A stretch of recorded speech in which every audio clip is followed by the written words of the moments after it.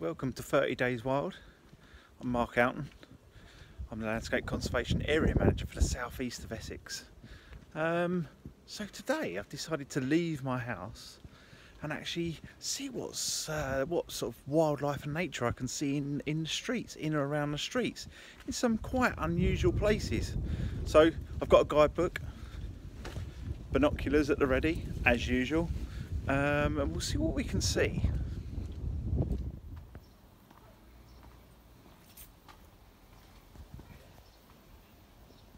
So what we've got here is some elderflower. Now it's getting a bit late in the day at the moment. It's quite a pretty plant when you actually look at it.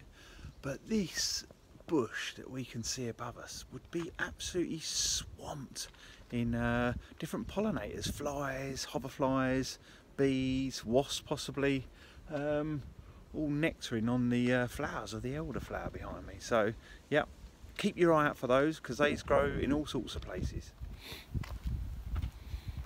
As we approach this drive here, I've actually got a lovely little herb Robert growing on this gravel. You can see there's actually some underlay of the gravel there, some membrane. They've got some gravel, and then the herb Robert's just growing in there. Yep, really smart little plant. Keep your eye out for that. It grows all over the place. Walking up to this little compound here, I've actually seen something that I wanted to have a look at. Something that brings back a bit of childhood memory actually. You can see some lovely wall barley just sort of swaying in the breeze this evening. When I was a kid we used to call them flea darts. We used to pick them off and throw them at our friends, and we used to think that if you got hit by a flea dart you'd end up with fleas. So that's really a game we used to play as a kid. But actually structurally they're actually a really beautiful grass.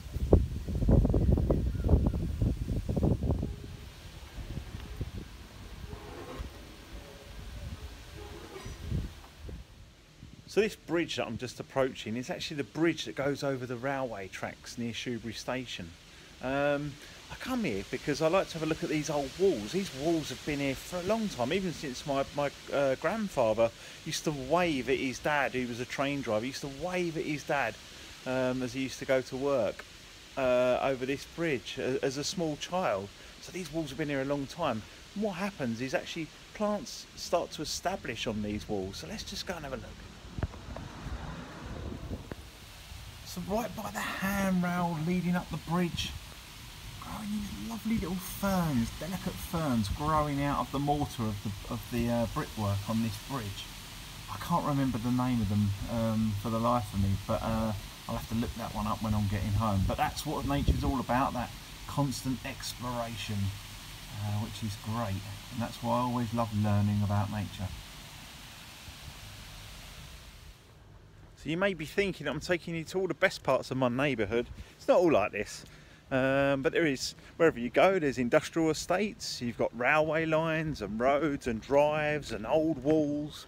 But I like to have a look along the old industrial unit and around the factories, because there's some rough bits here that actually, little bits that are unkept and don't get cut very often, and that's where I'm going to go and explore and see if I can find any more decent plants.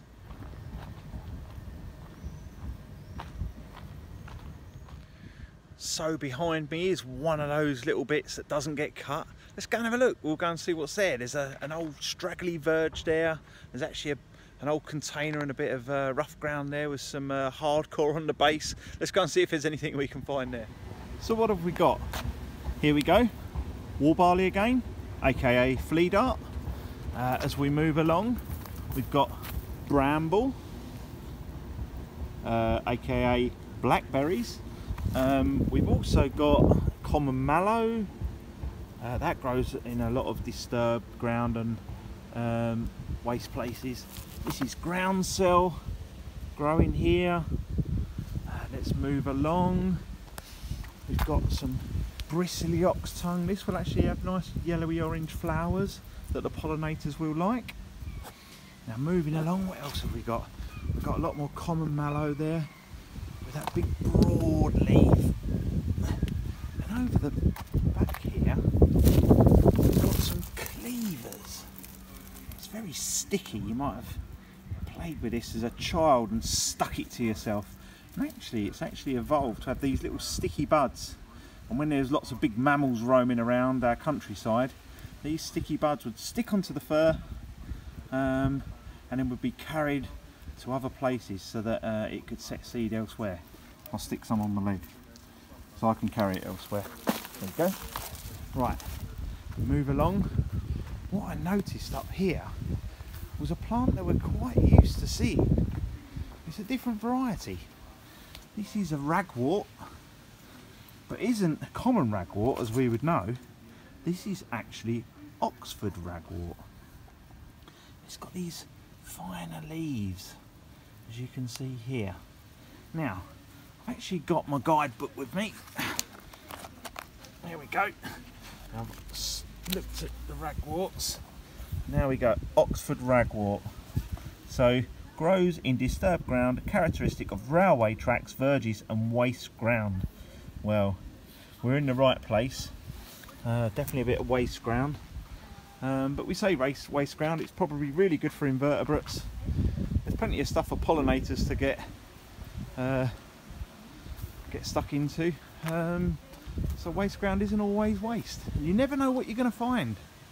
So, as I'm nearing the end of my little trip round the industrial estate and beside the railway, in this very urban setting, very close to my home, going to look out for my favourites. I've mentioned them before in other videos that I've done. I'm going to see if I can see them, see if I can capture them on film. It's getting late in the day, so they're starting to whiz around the neighbourhood, so we'll go and have a look.